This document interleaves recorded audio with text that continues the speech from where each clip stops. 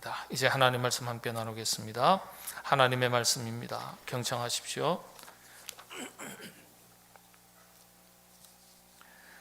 하사엘의 칼을 피하는 자를 예후가 죽일 것이요 예후의 칼을 피하는 자를 엘리사가 죽이리라. 그러나 내가 이스라엘 가운데 7,000명을 남기리니 다 바알에게 무릎을 꿇지 아니하고 다 바알에게 입맞추지 아니한 자니라. 아멘.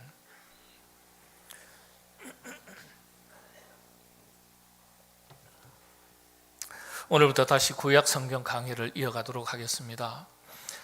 작년 11월 13일에 열왕기상 8번째 성경 말씀을 강의한 이후에 꼬박 1년 동안 또 여러 가지 주제를 가지고 말씀을 이어왔습니다. 다시 성경 강의로 돌아갈 텐데요. 사실 오늘 우리 현대사회, 현대 그리스도인들이 말씀에서 많이 멀어져 있는 것이 사실입니다. 말씀에서 많이 멀어져 있습니다. 여러분들 말씀을 늘 가까이 하는 것이 우리에게 참 유익인데 시간이 바쁘기도 하고 일이 많기도 하고 이런저런 사정과 환경 이유 때문에 사실 일주일 가운데 우리가 하나님의 말씀을 접할 수 있는 기회가 그렇지 않은 분들도 계시겠지만 태반이 하나님 말씀 일주일에 한 번 예배 시간에 나와서 보는 정도로 끝나는 게 대다수입니다. 이 말씀이 우리 삶에 가까이 있어야 되는데 이 말씀에서 멀어지면 신앙에 여러 가지 위기가 찾아오는 거예요. 말씀에서 멀어지면 이사야 선지자는 이 백성이 예레미야 선지자도 비슷한 말을 했죠. 이 백성이 여호와를 아는 지식이 없어 망하는도다 그랬어요. 여호와를 아는 지식이 없다.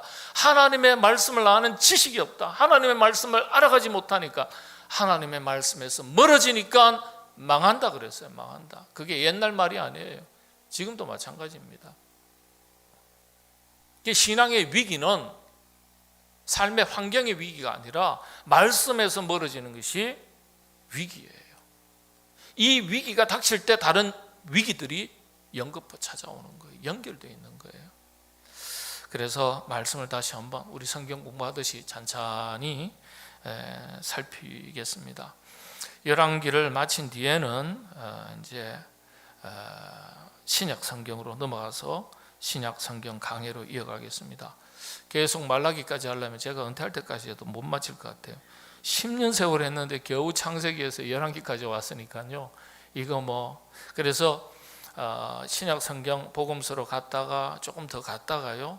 또 신약 성경 맨날 밥만 먹을 수는 없잖아요. 때로는 짜장면도 먹고 그래서 다시 구약으로 왔다가 이렇게 번갈아서 하나님 말씀을 공부하듯이 이렇게 살피도록 하겠습니다.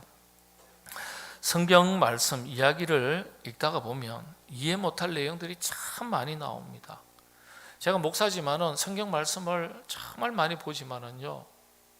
어떤 때는 똑같은 말씀을 보다가 이 말씀이 전에는 그냥 읽고 지나갔는데 어떤 경우에는 이해가 되는 말씀이 있기도 하고 어떤 경우는요 이 말씀이 어떤 의미일까 이해가 안 되는 성경 말씀, 성경 이야기도 너무 많아요. 너무 많아요. 성경을 읽다 보면 정말 이해하지 못할 내용들이 참 많이 나와요. 여러분 그렇지 않습니까? 성경을 안 읽으시니까 이해할 수 있는 내용이나 못하는 내용이나 구분이 안 되실지 모르겠는데 정말 그래요. 성경을 읽다 보면 이해가 안 되는 부분이 너무 많아요. 근데 그걸 알아갈 때 하나님의 은혜가 우리에게 주어지는 거거든요. 오늘 본문의 이야기도 마찬가지입니다. 오늘 본문 이야기와 같은 맥락에서 볼 때 비슷한 사건이 성경에 계속해서 역사 속에서 반복되어집니다. 비슷한 이야기, 비슷한 사건이 예를 들면 사사기에도 기록이 되어 있는데요. 또 동시에 신약 성경을 훌쩍 넘어가면 예수님의 12제자 이야기 속에서도 같은 맥락의 같은 의미의 이야기가 기록되어 있습니다. 이야기 스토리의 내용은 다르지만 의미는 같아요. 어떤 내용인지 살펴보겠습니다. 오늘 세 가지 이야기를 간단하게 다루겠는데요. 한번 첫 번째가요. 먼저 오늘 본문 말씀, 본문의 사건, 본문의 이야기에 앞서서 기드온과 300용사 이야기. 기드온과 300용사 이야기 다 아시죠? 이 모르시면 큰일 나는데. 예. 사사시대는 사사시대 마지막 구절을 보면 이렇습니다. 사람들이 각기 자기 소견에 옳은 대로 행하였더라. 왕도 없었고 예언자 선지자도, 공식적인 왕도 예언자도 없었고 선지자도 없었고 공식적인 제사장도 없었어요. 그러니까 시절이 사회적으로 굉장히 어지러울 뿐만 아니라 영적으로도 굉장히 혼란스러운 시대의 특징을 그렇게 표현한 겁니다. 사람들이 각자 자기 소견에 옳은 대로 행하였더라. 예. 근데 오늘날 우리 시대를 가리켜 뭐라고 이야기하냐면 신사사시대라 그래요. 신사사시대. 말씀이 있지만은 내가 믿고 싶은 것만 믿는 거예요. 내가 생각하는 것, 경험하는 것, 판단하는 것 기준을 가지고 그렇게 예수님을 믿어요. 예수님을 믿어도 각자 자기 소견대로 예수님을 믿어요. 그게 신사사시대라 그래요. 어지럽죠. 그런 사사시대에 공식적인 왕, 조직적인 국가의 틀이 없고 뭐 그러니까요, 예언자 선지자도 없는데 공동체의 리더 역할을 하는 사람들이 있었어요. 그게 사사입니다. 12명이라 그러기도 하고 13명이라 그러기도 하고 13명이라고 하는 게 더 정확할 겁니다. 네. 이 사무엘 선지자를 사사로 넣을 것이냐 선지자로 넣을 것이냐 왔다 갔다 하는데 사사로 포함하는 경우가 많아요. 어떤 학자들은 마지막 사사 사무엘 사사를 선지자로 분류해서 빼기도 합니다. 아무튼 자, 그래서 그런 사사시대에 리더격의 한 사람이 있었는데 누구냐? 그게 기드온입니다. 자, 기드온이 활동하던 시기가 어떤 시기였냐? 나라가 없으니까요. 국가적인 시스템이 없으니까요. 이방 족속들이 호시탐탐 이민족을 정벌하기 위해서 노리는 거예요. 여러분 구약 성경 읽을 때 이 세 이방 족속을 꼭 기억하시기 바랍니다. 첫 번째는 아말렉 족속입니다. 아말렉 족속이 거대 집단으로서 이스라엘 백성들을 끊임없이 괴롭혔어요. 이건 영적인 거예요. 실제적인 것도 맞지만 두 번째가 블레셋입니다. 세 번째가 미디안 족속입니다. 가장 큰 집단이 이 세 이방 족속이에요. 자, 그런데 이 이방 족속, 미디안 족속들이 쳐들어왔어요. 큰일 났어요. 이 당시에는 잡혀가면 전부 다 노예가 됩니다. 전부 다. 남자들은 죽임을 당하고 여성들, 아내자들은 전부 다 노예화 됩니다. 성경 기록과 고정에 따르면 이 숫자가 무려 10만 명입니다. 10만 명이 지금 쳐들어왔어요. 중과 부적이라는 말이 뭐 이를 두고 하는 말이죠. 어떻게 합니까? 모든 이스라엘 남자 장정들을 그래도 불러 모으는 거예요. 서로 모인 거예요. 그래도 상대가 안 되죠. 어쨌든 나라의 위기 앞에, 민족의 위기 앞에 3만 2천 명의 남성 장정들이 모였습니다. 그래도 모자라요. 10만 명 상대로 3만 명이 왔으니까 이거 되겠습니까? 미디안 족속들은 이미 철기 문명을 가지고 있었기 때문에 무기가 발달한 집단이에요. 이스라엘 백성들은 뭐예요? 청동기 문명을 가졌기 때문에 농사 기구들은 발달했지만 무기 체계가 시원찮아요. 이게 게임이 안 되는 거예요. 3만 명밖에 안 모였어. 3만 2천 명밖에 없어요. 그럼 어떻게 해야 되겠습니까? 여러분들 지금 어떻게 해야 되겠어요? 빨리 남자만 더 불러 모을 정도가 아니라 여성들도 나와라. 잡히면, 패하면 아내들이, 딸들이 무슨 소용이 있습니까? 다 노예로 끌려가는데 다 불러 모아야 되죠. 더 불러 모아야 되죠. 자, 그런데 이상한 일이 벌어졌습니다. 하나님께서 기드온에게 그 중에 2만 2천 명 돌려보내라 그러는 거예요. 지금 더 불러 모아도 모자랄 판국인데 아니 2만 2천 명은 돌려보내라. 사사기 7장 3절 한번 보실까요? 이제 너는 백성의 귀에 외쳐 이르기를 누구든지 두려워 떠는 자는 길르앗 산을 떠나 돌아가라 하시니 이에 돌아간 백성이 2만 2천 명이요 남은 자가 10,000명이었더라. 전쟁이라는데 무섭지 않은 사람이 어디 있어요? 그래도 괜찮다 격려해서 우리 힘을 모으면 괜찮다, 살아남을 길이 있다, 이렇게 이야기해야 되죠. 두려워 떠느자. 돌려보내라. 더 불러 모아도 모자란 판국에 돌려보내라 하신 거예요. 그래서 1만 명이 남았습니다. 2만 2천 명이 돌아가고요. 그런데 하나님께서는 이것도 많다고 여기신 거예요. 시냇가에 게을로 데리고 가서 물을 마시게 해서 무릎을 꿇고 손으로 떠서 마시는 사람하고 그냥 바닥에 엎드려서 입을 대고 물을 마시는 사람, 이렇게 두 부류로 구분해라. 그리고는 입을 대고 마시는 사람들은 손을 떠서 입에 대는 사람은 남기고 곧바로 시냇가에 머리를 대고서 얼굴을 대고서 마시는 그 사람들은 전부 다 돌려보내라. 그게 6절 7절이에요. 한번 보실까요? 손으로 옮겨 입에 대고 핥는 자의 수는 300명이요 그 외의 백성은 다 무릎을 꿇고 물을 마신지라. 이 무릎을 꿇고 물을 마셨다는 것은 얼굴을 쳐박았다는 거예요. 갈증 때문에. 7절 여호와께서 기드온에게 이르시되 내가 이 물을 핥아 먹으면 300명으로 너희를 구원하며 미디안을 내 손에 넘겨주리니 남은 백성은 각각 자기의 처소로 돌아갈 것이니라 하시니. 1만 2천 명, 1만 명 중에서 2만 2천 명 먼저 떠나고 두 번째 10,000명인데 이것도 모자라는데 이 중에서 300명 남기고 다 돌려보내버렸어요. 남은 숫자가 고작 300명이에요. 10만 명이 쳐들어오는데 300명밖에 없어요. 이 300명을 세 팀으로 100명씩 나누어 가지고 미디안 군사 10만 명을 상대하게 하십니다. 도저히 이길 수 없는 규모예요. 그런데 이겼습니다. 승리했어요.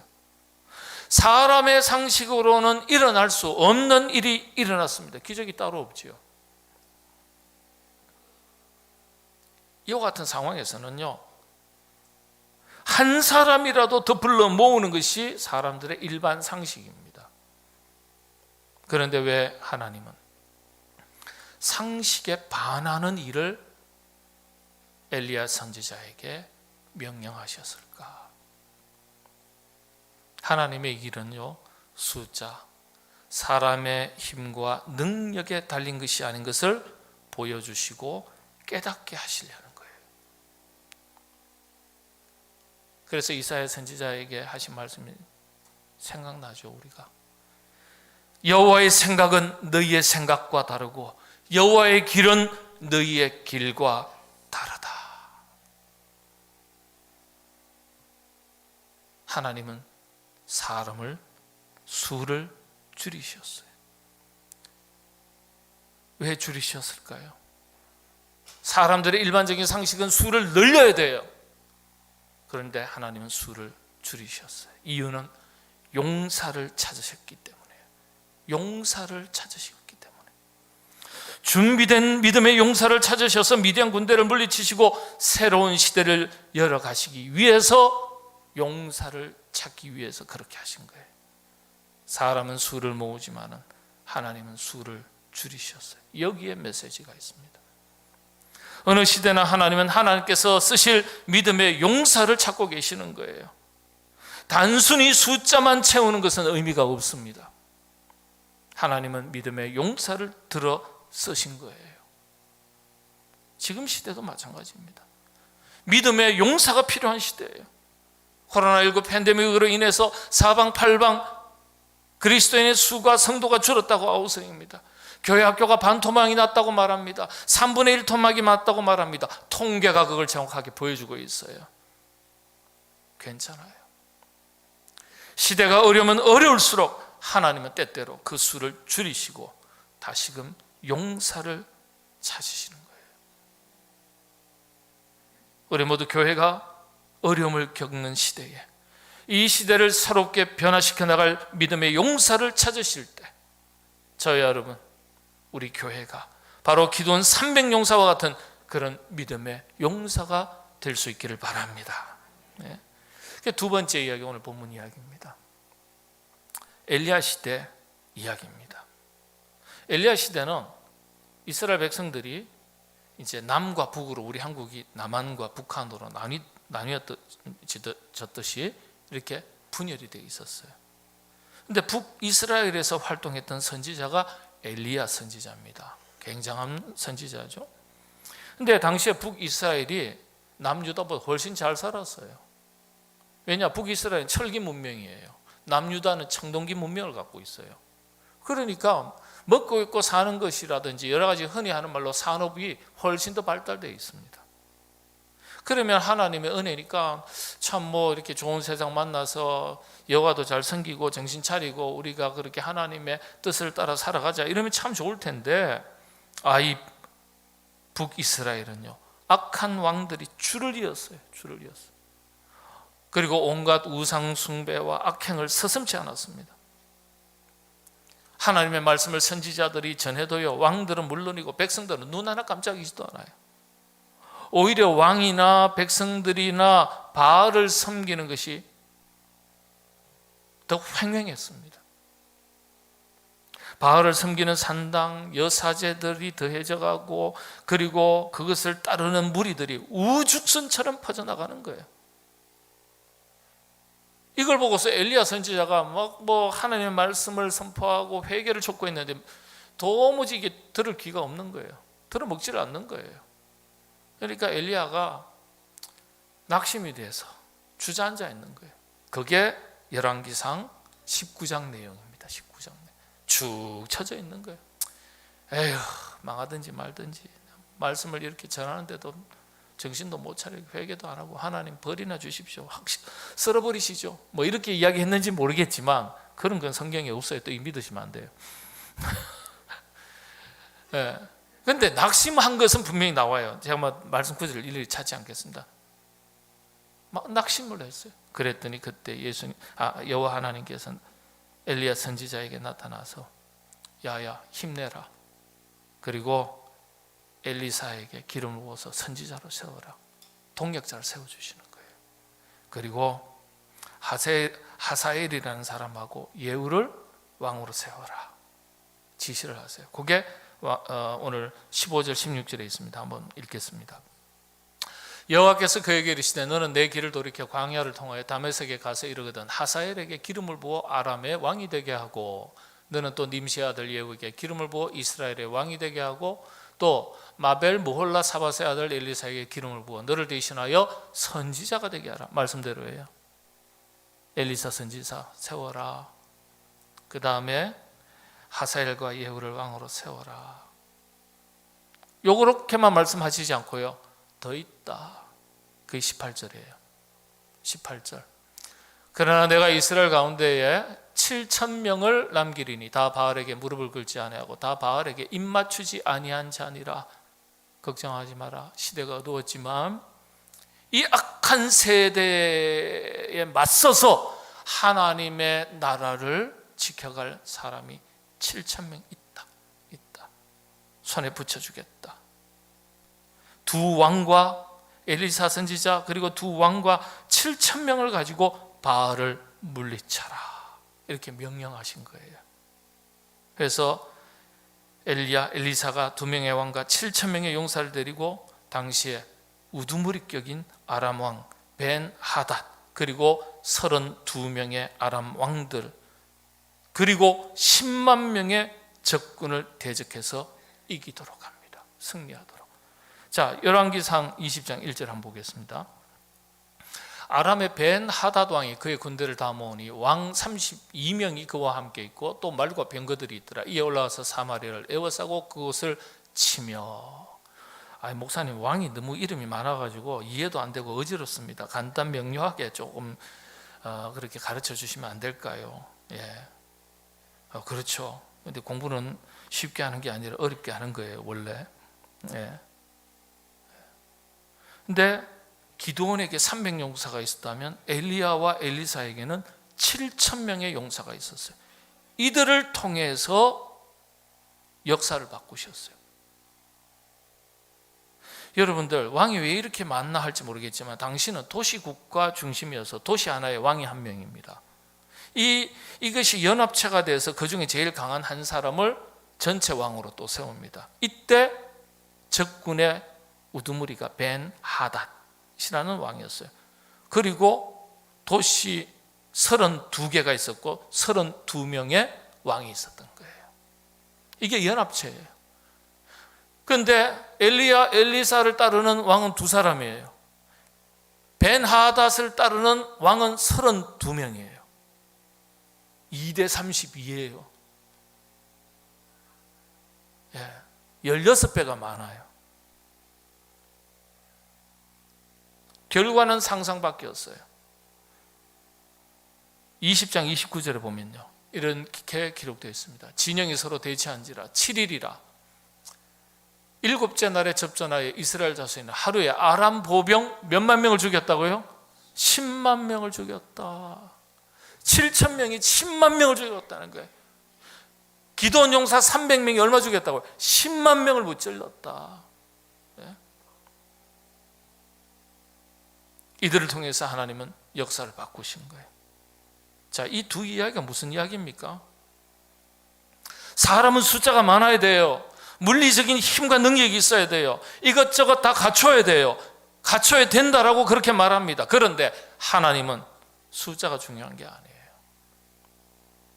단순히 무리가 많은 것이 아니라 하나님에게는 정예의 믿음의 용사들이 필요했던 거예요. 그들을 통해서 역사를 바꾸신 겁니다. 사람들은 수를 모으지만 하나님은 때때로 위기의 상황에, 위기의 시대에 그 수를 줄이시고 믿음의 용사들만 선택하셨어요. 그래서 때때로 성경 이야기를 쭉 읽어보면 하나님은 하나님의 역사 속에서 수를 줄이시는 것을 종종 볼 수 있습니다. 그런데 그 속에 믿음의 용사들이 있었습니다. 그 용사들을 통해서 하나님의 역사를 이어가신 거예요.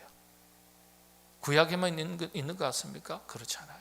신약으로 넘어가겠습니다. 신약 성경을 읽다 보면 독특한 기록을 볼 수 있습니다.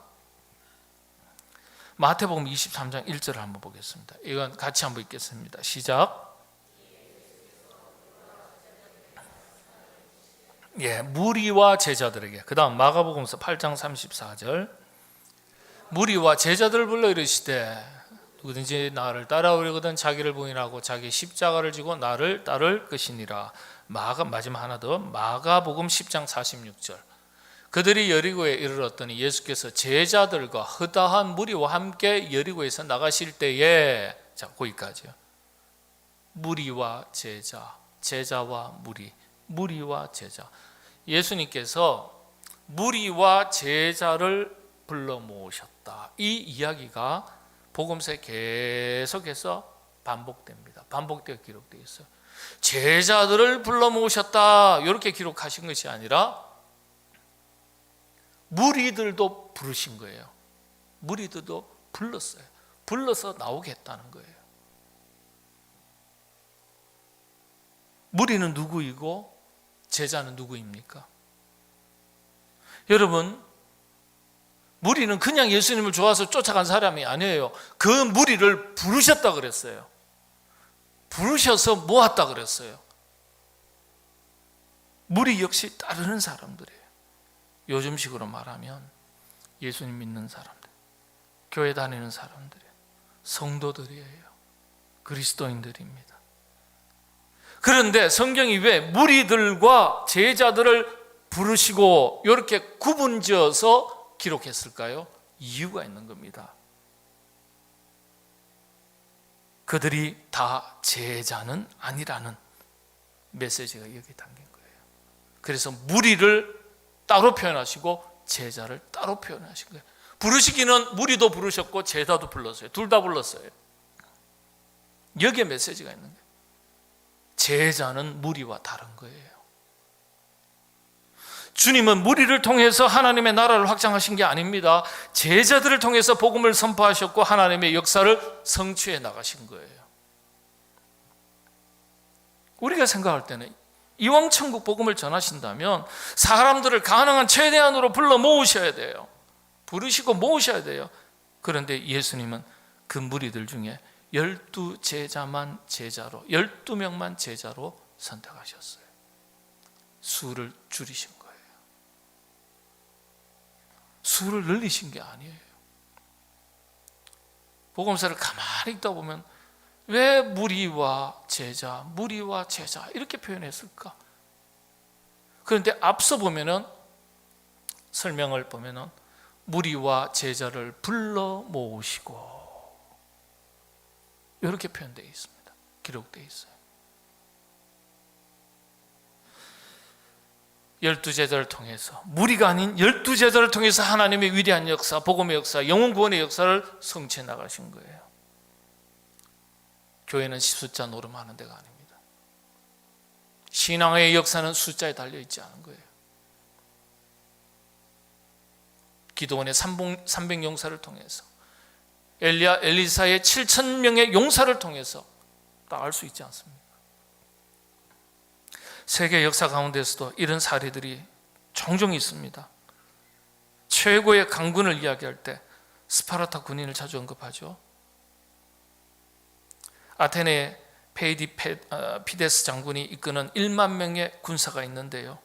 아테네, 그리스 아테네. 그런데 지금 페르시아 이 군대가 쳐들어온 거예요. 얼마나? 보병이 10만 명, 기병, 말 타는 기병 1만 명, 11만 명의 정예 군사가 지금 그리스 아테네로 쳐들어오는데, 아테네는요, 이 페이디피데스 장군이 이끄는 군인 수가 10,000명밖에 안 되는 거예요. 지금 11만 명이 쳐들어와요. 그리고 지중해 에게해를 바다를 건너야 되니까 전함이 600척이, 이건 실제 역사 기록에 남아 있는 겁니다. 11만 명과 600척의 전함들이 육로로 해로로 쳐들어오는 거예요. 10,000명이 감당할 수 있습니까? 없습니까? 감당하기가 어렵죠. 도저히 이길 수 없었던 전쟁에서 승리했어요. 그런데 그때 아테네 페이디피데스 장군이 승리하고 그 부하 군인이 원래는 스파르타 군인하고 협력해서 이 물리치려고 했는데 뭔 사정이 있어서 스파르타 군대가 합류를 못했어요. 아테네 군대 10,000명밖에 안 되지요. 그런데 승리를 해서 스파르타 군대에게, 장군에게 쫓아가서 달려가서 우리가 이겼습니다. 전성을 전한 거예요. 승리. 몇 메타 달려갔을까요? 42.195. 42.195예요. 마라톤이에요. 이 전쟁이 마라톤 전쟁입니다. 이 전쟁이. 아테네 군인 10,000명과 페르시아는 지금 이란입니다. 이란에 11만 명이 붙어가지고 성전합니다. 세계사의 유명한 전쟁이에요. 마라톤 전쟁이에요. 이 전쟁에 아테네가 이기면서 지중해의 패권을 다 장악합니다. 이런 이야기가 우리 역사 가운데도 있어요. 신에게는 아직 12척의 배가 남아 있습니다.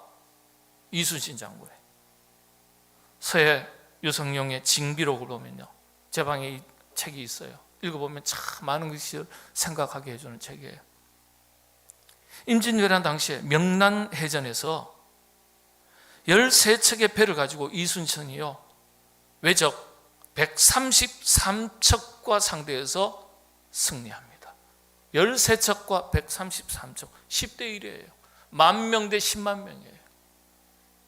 숫자 싸움이 아니에요. 죽고자 하면 살고, 살고자 하면 죽게 된다. 유명한 말이잖아요. 정신력이. 이 정신력이 이순신 장군 휘하의 수군들이 믿음의 용사가 되도록 하는 자원이 된 거예요. 10대 1이에요. 10대 1. 세상에도 이런 일들이 있듯이 영적인 일에는 더더욱 그렇습니다. 성경을 통해서 우리는 하나님의 위기의 시대에 수를 늘리시는 게 아니라 오히려 수를 줄이시는 것을 자주 볼 수 있습니다. 이게 무슨 의미일까요? 위기의 시대에 믿음의 용사를 찾으신다는 의미입니다. 믿음의 용사. 하나님의 역사는 단순히 눈에 보이는 양적인 기준으로 이루어지는 것이 아닌 것을 보여주시는 거예요. 여러분, 세상 말에도 일당백이라는 말이 있습니다. 한 명이 100명을 감당하는 뜻이죠. 영적인 법칙에는 두말할 것 없습니다. 이 법칙은 지금도 유효합니다. 하나님은 지금도 시대의 위기를 극복하고 새로운 시대를 열어갈 수 있는 믿음의 용사를 찾고 계시는 거예요.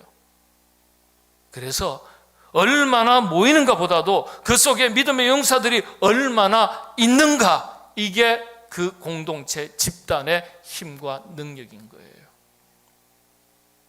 한국교회가 위기를 만났지만은 그 수가 많이 줄었다고 이야기하지만은 어쩌면 이런 위기의 시대에 그 수를 줄이시는 하나님의 또 다른 계획이 있는 것은 아닌지 모르겠습니다. 이유는요, 믿음의 용사를 찾기 위해서라고 말씀드리고 싶습니다. 말씀드리잖아요. 우리가 다 주님께서 불러 모으신 신앙의 공동체입니다.